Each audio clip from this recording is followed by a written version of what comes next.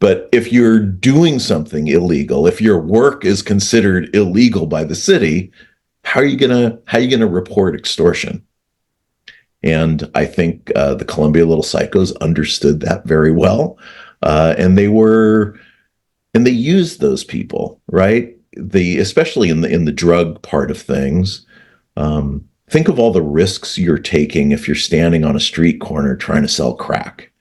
You know, you could be robbed, you could lose your product, you could have the cops bust you or seize it, or could be gunned down. I mean, there's all sorts of things that could go wrong. And so you had a criminal enterprise that was smart enough, and let's give them their credit too. They understood, well, we're not going to put our people at risk like that. Let's take advantage of the newcomer, of the paisa.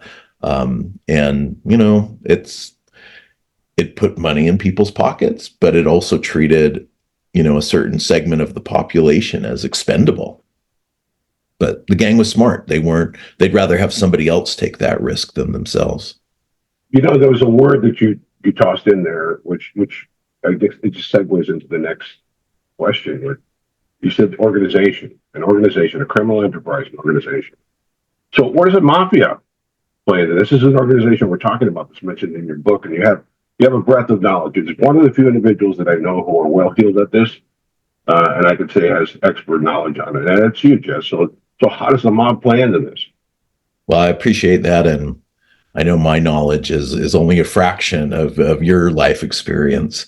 But yeah, I mean, I think of most street gangs as participating in disorganized crime, not organized crime. But some gangs are more organized, and some gangs have a more organized structure on top of them. So, as you know, a number of Latino neighborhoods where there's a Latino street gang here in Southern California, they report to somebody from the Mexican Mafia. And it's sort of crazy to think that the Mexican Mafia has that much control over stuff that's going on in the streets. In this case, there's a gentleman known as Puppet who is in charge of all the business, all the illicit commerce taking place in the MacArthur Park area. Where is Puppet? Puppet is at Supermax in Florence, Colorado. He is in the most restrictive environment that the federal government can design. He's in this, what a former warden has called a clean version of hell. It's just all concrete, steel, and it's designed to basically break your spirit, right? You're not supposed to survive mentally in that world. And Puppet, for whatever his capacities are, he's managed to imagine a world beyond those prison walls. And he has some of it's the willingness to order violence, but some of it is the people skills, the personality, the charisma, the knowing what buttons to push, knowing what people's frailties are, knowing what their needs are, and just being very skillful about dispensing those rewards. And he has built an organization that allows him to take a cut of that action on the streets. So you have people on the streets, you have gang members on the streets that are kicking money up to a guy that they've never seen before. They don't know him. And you have Puppet, who hasn't been on those streets for 20 years, exerting tremendous control. And I guess what we're really getting to is you have the Columbia Little Psychos. You have a street gang that's imposing a tax or rent scheme, but they're also subject to one. They're the victims of one. It doesn't matter how their business is going. Puppet needs his money. And so they always have to make sure that they're not falling behind in that regard. So now that you've opened up the Pandora's box, and we've said it, Mexican Mafia, has there ever been a time you've been concerned writing about them? I mean, you're an average Joe, Jesse, you're average Joe, and you're writing about a very organized and extremely violent criminal enterprise that regularly kills people uh, for the smallest of reasons and the smallest slights. Has it ever concerned you that you're writing about real mobsters here? Well, geez, thanks a lot, Rene. Um, like, look, of course, you don't want to be foolish, and you don't want to, stir up the hornet's nest unnecessarily. I would say, everything that I've written about in this book has already been adjudicated. I mean, these are trials that have taken place over many years, multiple trials. There's a robust record of criminal transcripts.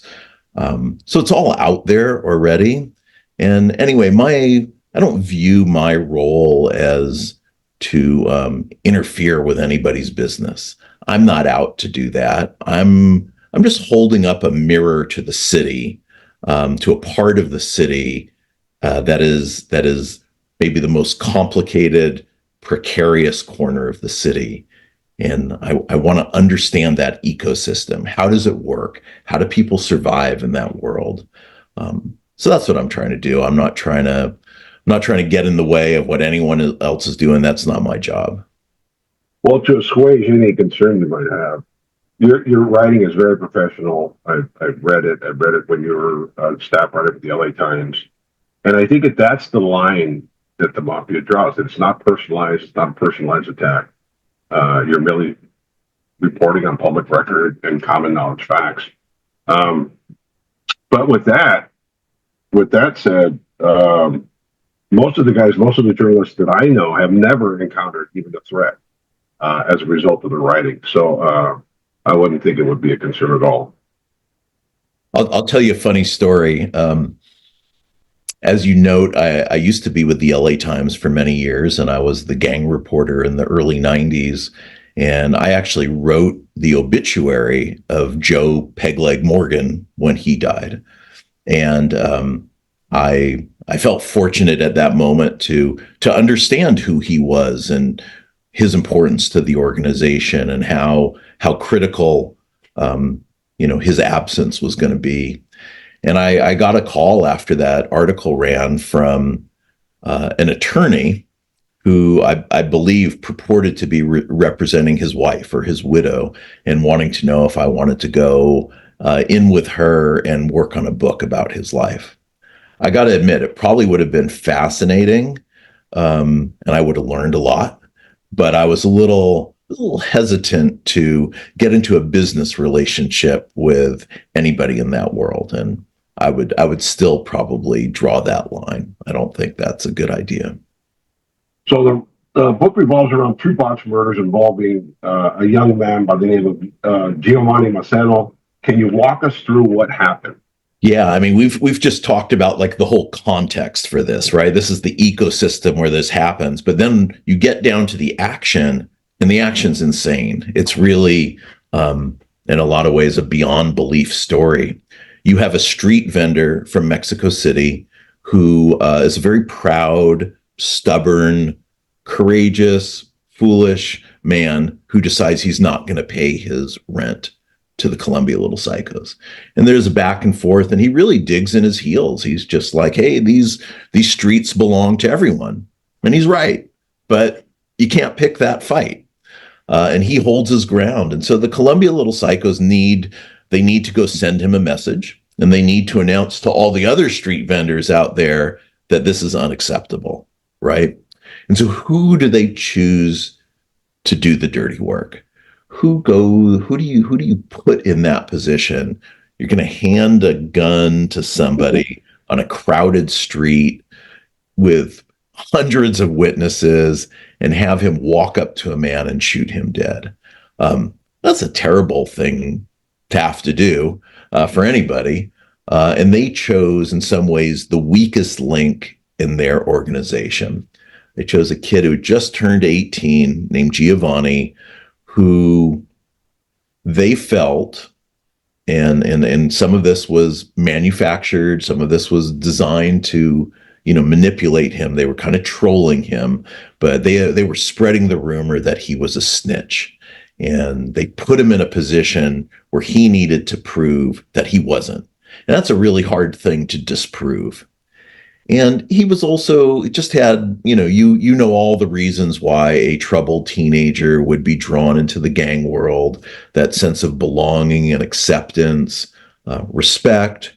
It was also love. I think he wanted to be loved by the homies. And they used that against him. They said, you're going to go do this thing. And they marched him out there. He didn't know who the vendor was. He'd never had any encounter with him. He didn't wish this guy any harm. But the organization said, this is what we're doing. And how do you back out of that situation? You can't back out. You know that. And so he walks up to the vendor, shoots 5 bullets. And he's just like a couple feet from the target. The vendor fortunately survives and is still alive today. And I've interviewed him at some length. He carries 2 of those bullets still in his flesh because they're too hard to remove. And emotionally, it's affected him at a very deep level. But thank goodness he's alive. But the great tragedy in all of this is that one of Giovanni's bullets struck a newborn baby who was swaddled in a stroller right next to the vendor. And this infant boy was 23 days old. Why was the baby out there? Because his mom was a vendor and she needed to go out there and survive. She didn't have health care. She didn't have insurance. She didn't have child care. So this fragile little creature is out on 6th Street in the middle of the night on a Saturday night, and unfortunately is suddenly in harm's way. Giovanni never saw the baby, didn't know that this is what had happened until the next day. And he's being told by the shot caller, hey, you fucked up. And he's like, I didn't do anything. Well, he turns on the news a day later and he sees the mayor standing up there offering a $75,000 reward for information leading to this killer of a baby. And he realizes that's him. And he breaks down in tears. He collapses. He's now done the worst thing you could possibly do. He knows that. But he's also naive and he doesn't really understand the consequences. And the consequences, we know, come from the Mexican Mafia. And it's called a green light, right? It's open season on you, on your neighborhood, until the gang does something to clean up its mess. And they tell Giovanni, we're going to take you down to Mexico. We're going to hide you out in Tijuana until the heat dies down. And Giovanni is just naive enough to think that the gang is really going to look out for him. And of course, that's not what they were going to do. They knew all along that the only way they could lift the green light or preempt the green light was, they called it taking out the trash. They were going to have to dispose of Giovanni. Now, could they have done it here? Could they have done it in a simpler way? Do you need to do like a cross-border, kidnap murder plot? Well, people have vivid imaginations and cinematic ideas. And they get him drunk and he gets laid. And in the middle of the night, they put him in the car. They leave their hotel in TJ. And they drive on this windy mountain road called La Rumorosa. Maybe some of your viewers know that. It's the road between TJ and Mexicali. And it's an incredible mountain area, rock formations. There's all these ghost stories and myths around La Rumorosa. And they pull over to the side of the road, and his own homies loop a rope around his neck and they garrote him from behind. And they're just like, you're a good homie, but you fucked up. And why did they think they needed to strangle him? I mean, a bullet would have been really efficient. But again, doing something that seemed, I don't know, dramatic or romantic or a story to tell about. They strangle him, they hear his neck snap, and they throw him off the side of a cliff. And they drive back to LA and they report to the big homies, we've taken out the trash. It's back to business. You can remove the green light. And this poor kid wakes up on the side of that cliff. His neck's a mess. He's barfed and bled on himself, but turns out he's very much alive. And I'm like obsessed with that moment, you know. You've crossed the line, right? You've done the unforgivable. The people you did it for have now betrayed you and disposed of you. Anyone who hears your name will assume you're dead. If the police ever learn about him, they'll know he's dead. And yet, there he is. Like, he should have died. That was the price. And he paid it, but it didn't work. And now he finds himself alive. Like, what do you do then? Like, what's your life? I would, maybe I'd become a fisherman on the Sea of Cortez or something, you know, hit reset. But he's 18 years old and he's scared and he has no phone and no credit card. And they took his shoes. He doesn't even have any shoes. So he's walking around in his socks. But he crawls out of that cliff and he calls, he stands by the side of the road and he flags down a truck driver. That truck driver takes him into Mexicali to a OXXO convenience mart. And from there, he's able to call his mom. And that's kind of a sweet moment too. You know, this kid who's so estranged from his family, and he like very deliberately chose the gang over his mom, but in his hour of need, which so many of us do, right? He calls his mom. Mm-hmm. You know, he's still a kid, and she's still his mom. And he actually thinks he's going to start a new life, and he ends up in Utah for about 6 or 7 weeks, working in all places a slaughterhouse. They give him a knife and he's carving up cow carcasses to turn all the innards into animal food. And it's kind of an extraordinary moment and weird place for him to end up. But you know, this guy who he's the perpetrator of one botched murder. He's the survivor of a second botched murder. And ultimately, I think his guilt gets to him. His conscience weighs on him. The LAPD is starting to figure out who's who. They raid his mom's house. His mom lies to cover for him. And he's like, he doesn't want anyone else to take the fall for his own bullshit. And he ends up turning himself in. And, you know, I've talked to Giovanni at great length. And I'm like, did you ever think of calling a lawyer? You know, a lawyer to negotiate your surrender, a lawyer to wait for a lawyer to show up before you open your mouth. I mean, haven't you seen the movies, you've seen the TV shows? That's the first thing you're supposed to do. I need a lawyer. And he just felt that, well, he didn't understand. He didn't understand how the system worked. And in his mind, if he revealed the truth to his lawyer, that lawyer would then feel obligated to tell the DA what he said. Like, he didn't understand that even a government lawyer, a court-appointed lawyer, would be ethically bound to protect him.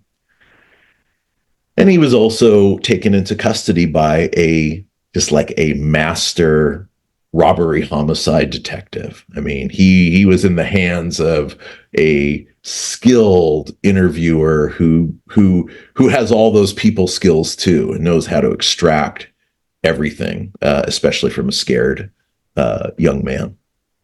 And so right on the spot, he makes a full confession. And now he's got no leverage, right? He's just spilled the whole beans, but he does agree that he's going to testify against his former gang.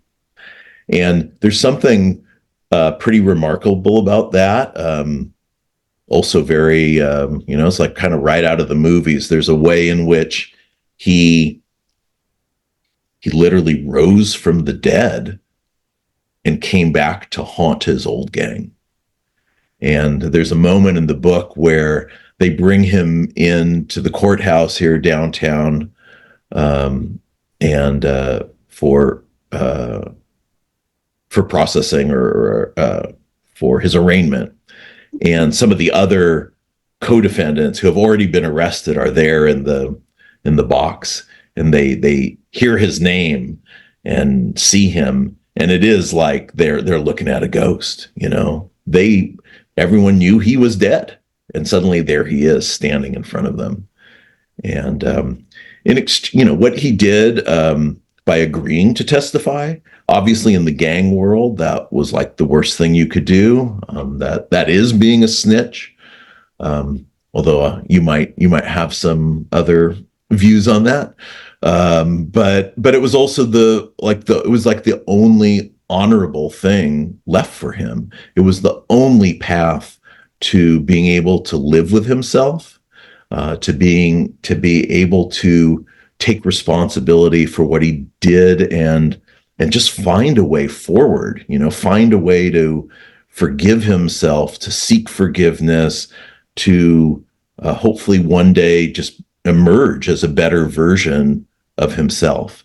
And in exchange for his testimony, he received a 51-year sentence, which seems a little harsh for somebody who turned himself in and became the prosecution's star witness, both in a state murder trial and in a federal RICO trial.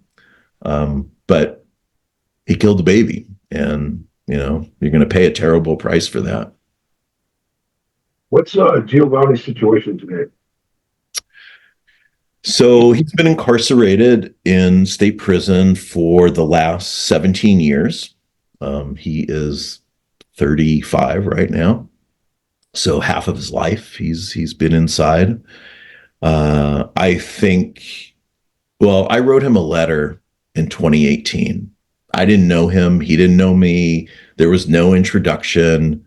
I just wrote him a letter out of the blue. I had heard about his case. I couldn't believe what he had been through, what he had done, what he had endured. And I just said, look, I'm going to go out on a limb and say, you're not the same person you were when you pulled the trigger out on 6th Street.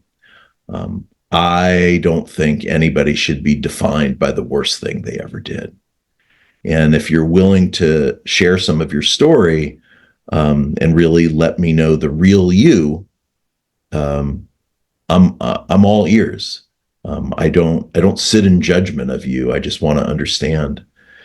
And his response, really touched me. He was almost as if he was waiting for somebody.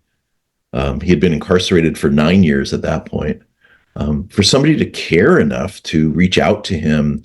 He really wants the world to know that he's not a monster. And maybe that's hard for some people to wrap their head around. Like, how do you do what he did was monstrous? That was the worst thing. And yet, I don't think that's what's inside his heart. And how do you reconcile that? And so I started visiting him, and I've roughly visit him once a month, and have for the last 6 years.